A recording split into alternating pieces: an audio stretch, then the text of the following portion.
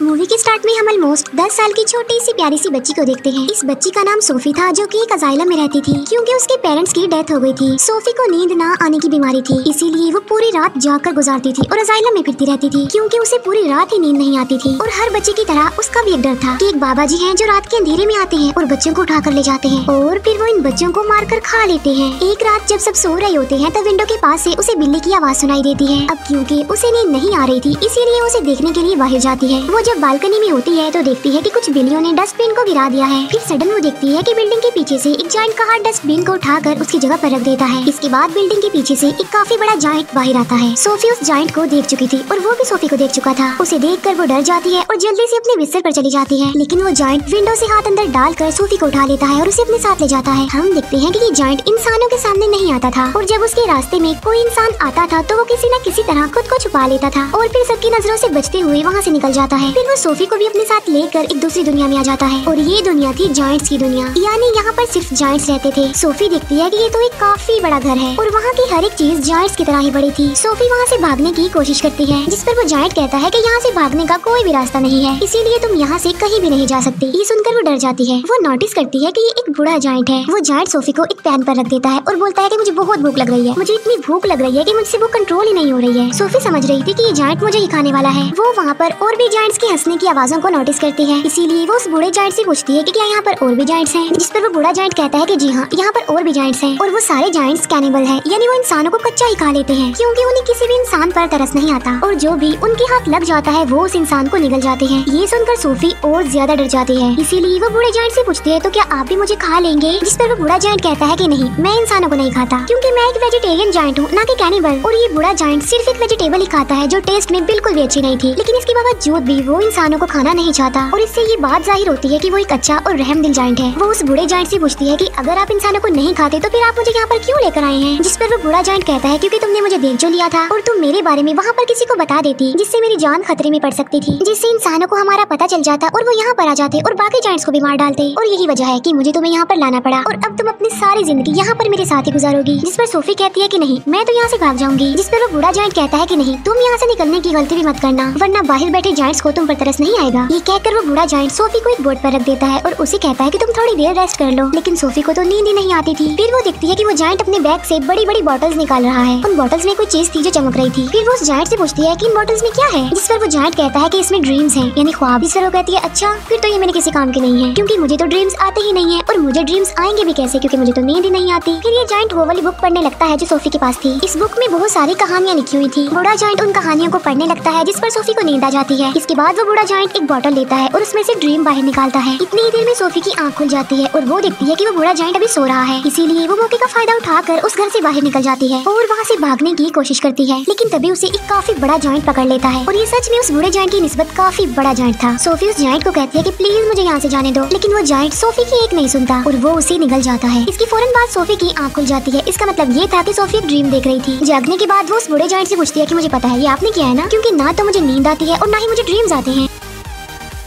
लेकिन आपने ये जो मुझे ड्रीम दिखाया है ये तो बहुत डरावना था। जिस पर वो जायंट कहता है कि मुझे ऐसा करना पड़ा और मैंने ऐसा इसीलिए किया है ताकि मैं तुम्हें ये बता सकूं कि बाहर तुम्हारे लिए कितना खतरा है, इसी वजह से तुम्हारे लिए बेटर होगा कि तुम यहीं पर ही रहो। बूढ़ा जायंट सोफी को समझाता है कि यहाँ पर जो जायंट्स है ना वो मुझसे साइज में काफी बड़े हैं और मैं तो उन जायंट्स के सामने कुछ भी नहीं हूँ क्योंकि मैं छोटा सा जायंट हूँ और बूढ़ा भी हूँ। अभी वो लोग बातें कर ही रही थी कि तभी वहाँ पर एक काफी बड़ा जायंट अंदर आ जाता है और वाकई ये उस बूढ़े जायंट की निस्बत काफी बड़ा था। वो जायंट आते ही बूढ़े जायंट से पूछता है कि बताओ तुम किससे बात कर रहे थे बोने। अब यहाँ पर सारे जायंट्स बूढ़े जायंट को बोना कहते थे क्योंकि वो साइज में सबसे ही छोटा था। बूढ़ा जायंट जवाब देता है कि नहीं तो मैं तो किसी से बात नहीं कर रहा था। इसी दौरान सोफी भी कहीं पर छुप जाती है। इस बड़े जायंट के हाथ पर चोट लगी थी, इसीलिए वो पट्टी करवाने के लिए बूढ़े जायंट के पास आया था। अब क्योंकि वो जायंट कैनिबल था, इसी वजह से उसे उस घर में से इंसान की खुशबू आती है, इसीलिए वो वहाँ पर पड़ी हर एक चीज को देखने लगता है। तभी सोफी उस सब्जी के अंदर चली जाती है जो वो बूढ़ा जायंट खाता था और जब वो जायंट उस सब्जी को स्मेल करता है तो उसे उसमें से इंसान की खुशबू आती है। आज से पहले इस जायंट ने कभी भी ये सब्जी नहीं खाई थी, लेकिन आज उसे इस वेजिटेबल में से अच्छी खुशबू आ रही थी, इंसान की खुशबू आ रही थी, क्योंकि उसमें सोफी जो थी, इसीलिए वो जायंट उसे खाने लगता है। ये देखकर वो बूढ़ा जायंट कहता है कि रुको, तुम ये नहीं खा सकते, क्या तुम भूल गई हो कि तुम वेजिटेबल्स नहीं खाते? जिस पर वो जायंट कहता है कि हाँ, मैं ये बात कैसे भूल गया कि मैं तो सब्जियां खाता ही नहीं हूँ। इसीलिए वो सब्जी को फेंक देता है और सोफी की जान बच जाती है। इसके बाद वो जायंट वहाँ से चला जाता है। फिर उस बूढ़े जायंट को कहीं पर जाना था और सोफी उससे पूछती है कि आप कहाँ पर जा रहे हैं? जिस पर वो बूढ़ा जायंट कहता है कि मैं किसी जरूरी काम से जा रहा हूँ। वो पूछती है कि कौन सा जरूरी काम, लेकिन वो उसे कुछ भी नहीं बताता। फिर वो सोफी की काफी फोर्स करने पर उसे बता ही देता है कि मैं ड्रीम्स को पकड़ने जा रहा हूँ। फिर सोफी उसे काफी कहती है कि मुझे भी अपने साथ लेकर जाइए, लेकिन वो उसे अपने साथ नहीं ले जाना चाहता था, क्योंकि बाहर जो जायंट सो रहे थे, अगर वो जाग गए, उन्होंने सोफी को देख लिया तो बहुत बुरा होगा। इसी वजह से वो किसी भी किस्म का रिस्क नहीं लेना चाहता था, लेकिन सोफी उसे काफी इंसिस्ट करती है, इसीलिए वो उसे अपने साथ ले जाने के लिए एग्री हो जाता है। जब वो बाहर आते हैं तो देखते हैं कि वो सारे जायंट्स गहरी नींद सो रहे हैं, इसीलिए ये दोनों उनके बीच से ही गुजरना चाहते थे, लेकिन इतनी ही देर में उन सारे जायंट्स की आंख खुल जाती है और वो बूढ़े जायंट को परेशान करने लग जाते हैं कि बोने तुम कहाँ पर जा रहे हो? जिस पर वो कहता है कि मैं तो अपने काम पर जा रहा हूँ। जिस पर वो जायंट्स कहते हैं कि हम नहीं चाहते कि तुम यहाँ से निकल कर बाहर जाओ, इंसानों की दुनिया में जाओ, क्योंकि अगर इंसानों को हमारे बारे में पता चल गया तो हमारी जान खतरे में पड़ जाएगी। वो सारे जायंट्स बूढ़े जायंट को बहुत ज्यादा तंग करते हैं और तभी मौके का फायदा उठाकर सोफी एक गाड़ी में छुप जाती है। लेकिन तभी बूढ़ा जायंट आसमान की तरफ इशारा करके कहता है कि वो देखो, सब देखते हैं कि आसमान पर बादल बने हैं और बारिश होने वाली है। असल में उन सारे जायंट्स को पानी से डर लगता था, क्योंकि उन्हें वाटर फोबिया था, और तभी वहाँ पर बारिश होने लगती है और वो सारे जायंट्स जाकर छुप जाते हैं। तब मौके का फायदा उठाकर वो दोनों यानी बूढ़ा जायंट और सोफी वहाँ से चले जाते हैं। वो लोग माउंटेन्स पर चढ़ने लगते हैं। चलते चलते वो बादलों से भी काफी आगे निकल जाते हैं। सोफी कहती है कि यहाँ से तो देखने में ये स्टार्स बहुत ही प्यारे लग रहे हैं। बूढ़ा जायंट कहता है कि मैं तो इनका म्यूजिक भी सुन सकता हूँ। वो बताता है कि मैं इवन दुनिया की हर चीज की आवाज सुन सकता हूँ। मैं चींटियों की आवाज सुन सकता हूँ, कीड़े मकोड़ों की आवाज सुन सकता हूँ, इवन मैं ट्रीज की कहानियाँ भी सुन सकता हूँ। मेरे कान इतने तेज हैं कि दुनिया की हर आवाज को सुन सकते हैं। ये सुनकर सोफी कहती है कि मुझे तो यकीन नहीं आ रहा आपकी बातों पर। बूढ़ा जायंट कहता है कि यही सच है बेटा, तुम्हें मानना होगा। इसके बाद वो लोग एक लेक के पास पहुँच जाते हैं, जिसके पास एक काफी बड़ा और खूबसूरत ट्री था। बूढ़ा जायंट पानी में कूद जाता है और उनके साथ सोफी भी कूद जाती है। दोनों फिर लेक के दूसरे किनारे पर पहुँच जाते हैं और ये होती है ड्रीम्स की दुनिया, क्योंकि ड्रीम्स उस ट्री से यहाँ पर कतरों की तरह गिरते हैं और बूढ़ा जायंट इन्हें पकड़ने के लिए ही यहाँ पर आता है। फिर वो दोनों मिलकर बहुत सारे ड्रीम्स पकड़ लेते हैं। इन ख्वाबों में अच्छे और बुरे दोनों ड्रीम्स ही थे। इन ड्रीम्स को पकड़कर फिर ये लोग वापस जाने लगते हैं। ये दोनों अब एक दूसरे के काफी अच्छे फ्रेंड बन गए थे और एक दूसरे के साथ काफी खुश थे।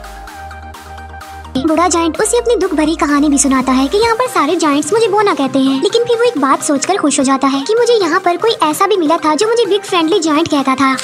ये सुनकर सोफी कहती है तो आज से मैं भी आपको बिग फ्रेंडली जायंट यानी BFG ही कहूंगी। ड्रीम्स पकड़ने के बाद ये लोग सिटी में घूमते फिरते हैं, जहाँ पर बच्चे अपने अपने घरों में सो रहे होते हैं और बिग फ्रेंडली जायंट यानी BFG उन्हें नींद में बहुत अच्छे अच्छे ड्रीम्स देता है, ताकि लोगों को उनके ड्रीम्स में खुशियाँ मिल सके। यहाँ पर हम ये जान पाते हैं कि BFG एक बहुत ही अच्छे दिल का जायंट है, जो ड्रीम्स की दुनिया से ड्रीम्स ला कर लोगों को देता है, ताकि सोते हुए ही सही ये उन लोगों की जिंदगियों में खुशियाँ तो ला सके। सोफी पूछती है कि ड्रीम्स के बारे में आपको क्या आपके पेरेंट्स ने बताया था? जिस पर वो जायंट यानी BFG कहता है कि जायंट्स के पेरेंट्स नहीं होते। फिर वो BFG से उसकी एज पूछती है कि आपकी उम्र कितनी है? BFG जवाब देता है कि जितनी उम्र इस दुनिया की है उतनी ही मेरी है, यानी जब से ये दुनिया बनी थी तब से ये जायंट्स भी बन गए थे, लेकिन ये इस दुनिया में ही इंसानों से छुप कर रहते हैं दीवारों के पीछे। फिर वो दोनों वापस जाने लगते हैं। सोफी अचानक पूछती है कि मेरा ब्लैंकेट कहाँ पर है? असल में सोफी का ब्लैंकेट जायंट्स की दुनिया में ही रह गया था और इस बात की वजह से BFG परेशान हो जाते हैं। इसीलिए वो सोफी को कहते हैं कि अब मैं तुम्हें अपने साथ नहीं ले जा सकता, क्योंकि अब तक उन जायंट्स को पता चल गया होगा कि मेरे साथ कोई इंसान भी है। और यहाँ पर BFG सोफी को एक बात बताता है कि बहुत सालों पहले मुझे एक बच्चा मिला था और वो भी इतना ही प्यारा और इनोसेंट था जितनी कि तुम हो, और तुम्हारी तरह उसने भी मुझे देख लिया था। इसी वजह से मैं उस बच्चे को भी जायंट्स की दुनिया में ले गया और उसी बच्चे ने मुझे पढ़ना सिखाया। और ये जो जैकेट तुमने पहन रखी है ये मेरे उसी मासूम छोटे से फ्रेंड की है, लेकिन इससे पहले कि मैं उस बच्चे को उसकी दुनिया में वापस लेकर आता काफी देर हो चुकी थी। और मैं बिल्कुल ये नहीं चाहता कि जो उस बच्चे के साथ हुआ है मेरे उस दोस्त के साथ हुआ है वो तुम्हारे साथ भी हो, क्योंकि तुम भी तो मेरी एक दोस्त ही हो ना। इसीलिए वो सोफी को वहीं पर छोड़कर वहाँ से जाने का फैसला करता है। हालांकि सोफी उन्हें काफी मना करती है यहाँ रुकने पर और उसके साथ चलने की जिद करती है, लेकिन वो जायंट इस बार उसकी बात नहीं मानता। तब BFG उसे अजाइलम में छोड़कर वहाँ से जाने लगता है। अब क्योंकि सोफी वहाँ पर रुकना नहीं चाहती थी, इसीलिए वो बालकनी से कूद जाती है, क्योंकि उसे पता था कि BFG उसे बचा लेंगे। और होता भी ऐसा है, BFG उसे बचा लेता है और इसीलिए ना चाहते हुए भी उसे सोफी की बात माननी पड़ती है। इसी वजह से वो उसे जायंट्स की दुनिया में दोबारा से ले आता है, जहाँ पर बाकी जायंट्स पहले ही उन लोगों के लिए वेट कर रहे थे, क्योंकि सारे जायंट्स जान चुके थे कि बूढ़े जायंट के पास कोई इंसान है। इसीलिए सारे जायंट्स अब जानना चाहते थे कि वो इंसान कौन है, कहाँ पर है। इसीलिए वो ब्लैंकेट की खुशबू की मदद से BFG के घर को चेक करते हैं और सारे सामान की तोड़ फोड़ कर देते हैं, लेकिन BFG उस ब्लैंकेट को जला देता है जिसमें सोफी की खुशबू थी। फिर वो उन सारे जायंट्स को अपने घर से जाने के लिए बोलता है। सोफी वहाँ दीवार पर लगी एक पिक्चर को देखती है जो कि प्रिंसेस की पिक्चर थी। उस पिक्चर को देखकर सोफी को एक आइडिया आता है और वो BFG को कहती है कि आप प्रिंसेस के लिए एक ड्रीम बनाएं और उस ड्रीम में आप ये बताना कि जायंट्स की एक दुनिया पाई जाती है इसी दुनिया में, और वो सारे जायंट्स इतने खतरनाक हैं कि बच्चों को मारकर खा लेते हैं। और इसी ड्रीम में आप हम दोनों को भी शामिल कर लेना, ताकि जब हम प्रिंसेस के सामने जाएं तो वो हमें पहचान ले। ये सुनकर BFG ऐसा ही करता है और वो जायंट्स की दुनिया में रहने वाले सारे जायंट्स का एक ड्रीम बनाता है और वो उस ड्रीम में खुद को और सोफी को भी डाल देता है और साथ साथ वो सिटी के बहुत सारे मिसिंग बच्चों को भी डाल देता है। फिर वो उस ड्रीम को लेकर प्रिंसेस के घर के पास चले जाते हैं और ये प्रिंसेस की नींद में वो ड्रीम डाल देते हैं और प्रिंसेस वो सब कुछ देख लेती है जो ये प्रिंसेस को दिखाना चाहते थे। प्रिंसेस की जब आँख खुलती है तो वो बहुत ज्यादा डरी हुई होती है, क्योंकि ये एक डरावना ड्रीम था, क्योंकि जायंट्स बच्चों को खा रहे थे। प्रिंसेस इस ड्रीम के बारे में अपने केयर टेकर को भी बताती है, जिस पर वो केयर टेकर कहती है कि आप फिक्र मत कीजिए, ये आपका सिर्फ एक डरावना ड्रीम था। लेकिन जब वो न्यूज़पेपर पढ़ती है तो कहती है कि ये तो बहुत अजीब बात हो गई, क्योंकि कल रात बहुत सारे बच्चे मिसिंग हो गए थे अपने अपने घरों से और ये सीन वैसा ही हुआ है जैसा आपने ड्रीम देखा है।